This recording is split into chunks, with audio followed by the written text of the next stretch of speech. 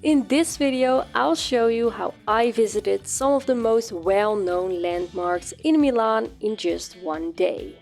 I also didn't use public transport at all, so I'll explain which tourist attractions are closest to each other and easy to walk between. Hello travelers and welcome to my channel. My name is Gwen and I make videos about traveling and specifically traveling by train. I already told you in the intro what this video is about, so I won't wait too long to get into it. But first, I want to give a quick disclaimer. Milan is a very large city with a lot of variety between its different areas. I base this list on the most famous places in Milan, but there are obviously many other beautiful landmarks outside of this list. So feel free to decide for yourself which places you want to add or remove from the list. You can also choose which museums you want to enter, since visiting museums takes extra time. Okay, let's begin. To plan my route through the city, I use an app called City Mapper. In this app, you can see walking routes and public transport options. I'm planning to explain the app in a future video or short, and if it's already uploaded, I'll put a link in the description below. This video is obviously not sponsored by City Mapper, but I just like to use it. I'll explain the route based on different areas, each with its own name, that I came up with myself. I won't go in order of popularity, but in the order that makes the most sense for walking. The starting point is Milano Central. First, I walked to a park. I'm really trying to pronounce these names right, but if I have a hard time with it, maybe I replace it with Google Translate. Giardini Pubblici Indro Montanelli. It's the oldest park in Milan and was established in 1784. In the park you can find statues, a palace called Palazzo Turnani, the planetarium and the Natural History Museum.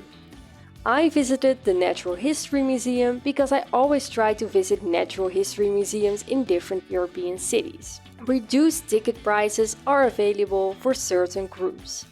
Even if you don't want to visit the museum itself, you can still admire the beautiful buildings and atmosphere in the park. To get to this area, I walked about 14 minutes from the central station. You can also take Metro Line 3 to Republica Station. From the first area, I walked to what I call the Duomo area. This is about a 13-minute walk, or you can take tram 1 to Teatro alla Scala station. When you arrive in the Duomo area, you can visit Leonardo III, which is a museum about the inventions of Leonardo da Vinci. The entrance fee is 16 euros. After visiting the museum, you can walk to Galleria Vittorio Emanuele II, a beautiful shopping gallery filled with luxury brands. I didn't buy anything myself, but it's definitely worth visiting just to admire the architecture. Next to the gallery, you'll find the most famous cathedral in Milan, Duomo di Milano.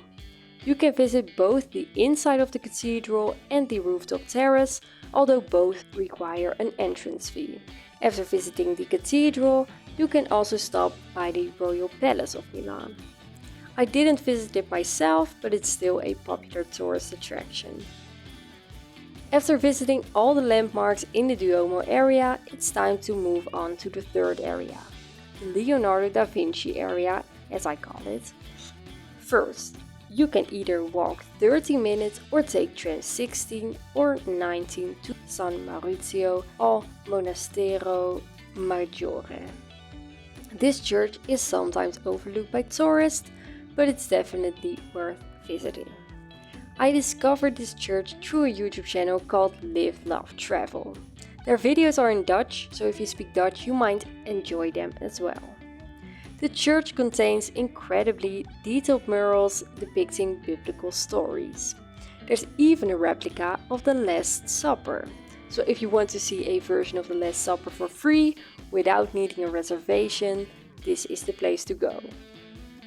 After visiting the church, it's only a short walk to the Leonardo da Vinci Museum of Science and Technology.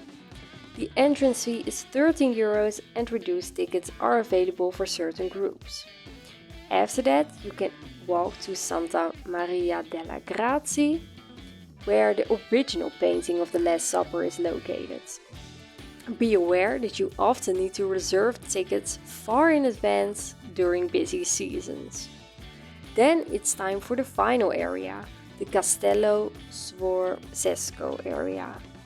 From the third area, it's about a 14-minute walk, or you can take bus 96 to Cadorna M1, M2. The first stop in this area is Castello Sforzesco, a historical castle that contains several museums. Entrance to the castle grounds is free, although some museums inside require a ticket. From there you can walk through the park toward Arco della Pace, also known as the Arch of Peace. If you watched this year's Olympic Games, you might recognize it as a location where the Olympic flame was displayed. After a full day of walking, I walked all the way back to my hotel near the central station, which took around 43 minutes. So, that's how I explored Milan in one day entirely on foot. I hope you found this information helpful, and hopefully this route can help you plan your own trip through Milan. If you have any further questions, you can leave them in the comments below. Up next, you can watch my video about how public transport in another famous city in Italy, Rome, works. Or you can watch more videos about train travel in Italy by clicking on the playlist on the right. Have a great trip!